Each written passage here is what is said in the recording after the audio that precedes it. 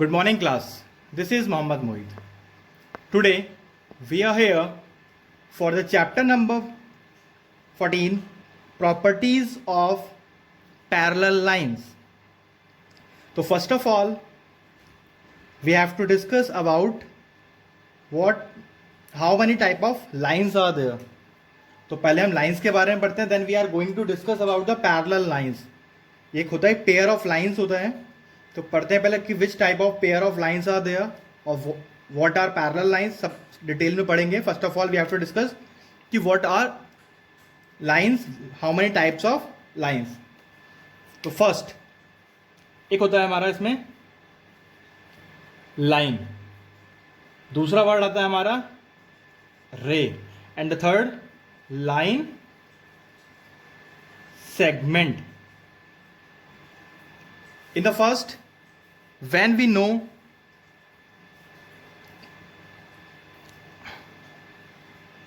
a straight line which does not have any initial point or ending point, मतलब कहाँ से start हो रही है और कहाँ ख़त्म होगी हमें नहीं पता, this type of straight line is known as a line. Second, if we know its beginning point and we don't know its ending point, known as ray, just like when we open the switch of the torch, हम torch open करते हैं, उसमें हमें पता है कि कहाँ से स्टार्ट हो रही है कहाँ तक जा रही है, वी डोंट नो. तो इस टाइप की लाइन को हम बोलते हैं ray. And we know it's proper measurement known as line segment, कि हम उसको जब मेज़र कर सकते हैं, उसको हम नाप सकते हैं कि सपोज ये 9 सेंटीमीटर है, तो वो होती है लाइन सेगमेंट, जिसका प्रॉपर मेजरमेंट होता है, जिसको हम प्रॉपरली मेज़र कर सकते हैं, उसे लाइन सेगमेंट बोलते हैं. जिसको हम मेज़र नहीं कर सकते, जिसका बिगिनिंग और एंड पॉइंट नहीं पता, वो लाइन होती है. और जिसका हमें बिगिनिंग पॉइंट पता है, एंडिंग पॉइंट नहीं होता है, this type of line is known as ray. और जिसके दोनों ही एंड पता होते हैं कि कहाँ से स्टार्ट है कहाँ खत्म हो रही है, that type of line is known as line segment. और you can say a definite measurement, जिसका कोई एक मेजरमेंट होता है, वो लाइन सेगमेंट कहलाती है. तो ये तो हो गई डेफिनेशन ऑफ द लाइन्स. इसके बाद हम पढ़ते हैं पैरेलल लाइन्स. तो पैरेलल लाइन्स पढ़ने से पहले हम समझ लेते हैं पहले pair of lines. Pair of lines, तो there are 2 types of pair of lines. Number 1, एक होता है हमारे पास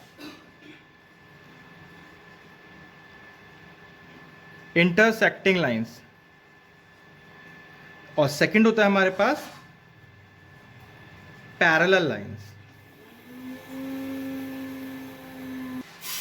intersecting lines, when a pair is given to you just like this, when they are met at a point, जब दो line A B and C D किसी एक point पर आके मिलते हैं, ऐसे पेयर ऑफ लाइंस को हम बोलते हैं intersecting lines. Second thing is that, जब एक लाइन और ये दूसरी लाइन, ये ए बी ये सी डी, जब ये दोनों लाइंस आपस में नहीं मिलती हैं, मीन्स जहाँ से स्टार्ट हुई वहाँ पर भी सेम डिस्टेंस पर है और जहाँ पर एंड हो रही है वहाँ पर भी सेम डिस्टेंस पर है, मतलब फाइनल पॉइंट से लेके इनिशियल पॉइंट तक जिसकी बीच की डिस्टेंस, परपेंडिकुलर डिस्टेंस इक्वल रहती है, जो कभी मीट नहीं करती हैं लाइंस, जिसके दोनों पॉइंट्स कभी भी कहीं पे भी मीट नहीं करेंगे. अगर मैं इसको एक्सटेंड करता हूँ आगे तक तब ये मीट नहीं करेंगे, पीछे मैं एक्सटेंड करूँगा तब भी ये मीट नहीं करेंगे.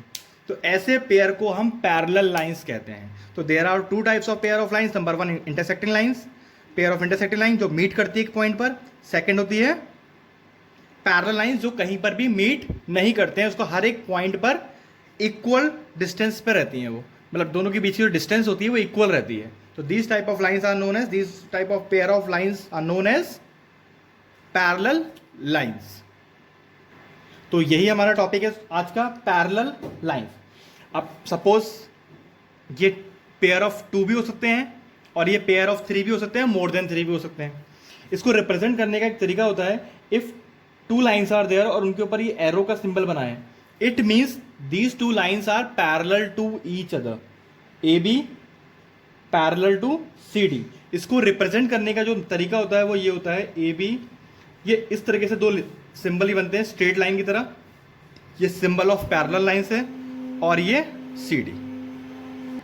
Suppose 3 lines are there like this, और तीनों पे इस तरह के सिंबल बनाए, तो all these 3 lines are parallel to each other. देखो पैरेलल का मतलब होता है कि दोनों ये लाइन आपस में पैरेलल हैं, बट इट डजंट मीन कि ये आपस में इक्वल भी होंगी। इसको हम रिप्रेजेंट करेंगे A B parallels to C D parallels to E F.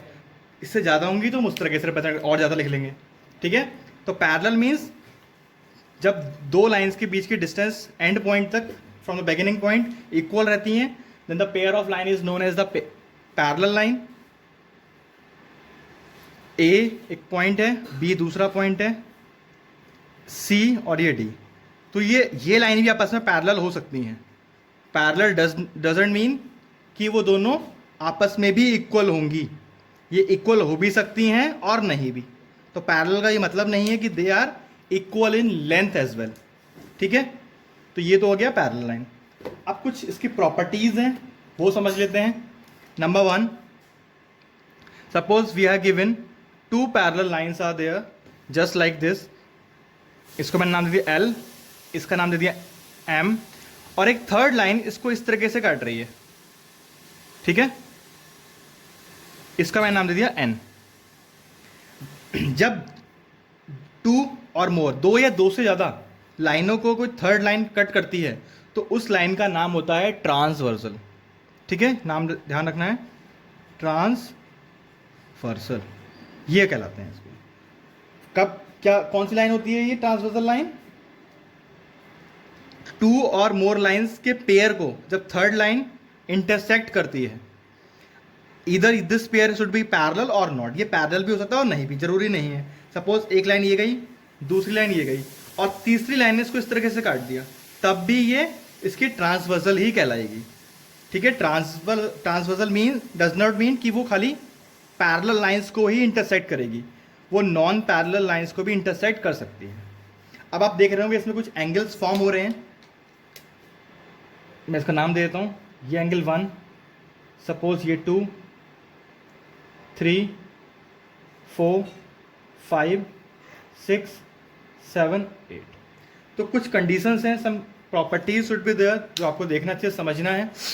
In this case when 2 lines are parallel to each other and third transversal is to be intersect both the lines, then some angles are formed and they are equal. कैसे, कौन से angle होते हैं वो? 1 equals to 5। जब ऐसे line draw होती है पैरेलल और ट्रांसवर्सल होती है तो एक पैरेलल के ऊपर वाला और एक ही नीचे वाला, ये सेम साइड जो एंगल होते हैं वो इक्वल होते हैं। इसको बोलते हैं करस्पॉन्डिंग एंगल। करस्पॉन्डिंग एंगल की डेफिनेशन होती है the angles formed same side of the transversal are equal are known as corresponding angles। इसी तरीके से 2 और 6 इक्वल होगा। अब मैं इस साइड में आ जाऊं तो 4 इक्वल्स टू 8 हो जाएगा और 3 इक्वल्स टू 7 हो जाएगा। इन सभी का नाम हो गया करस्पॉन्डिंग एंगल्स।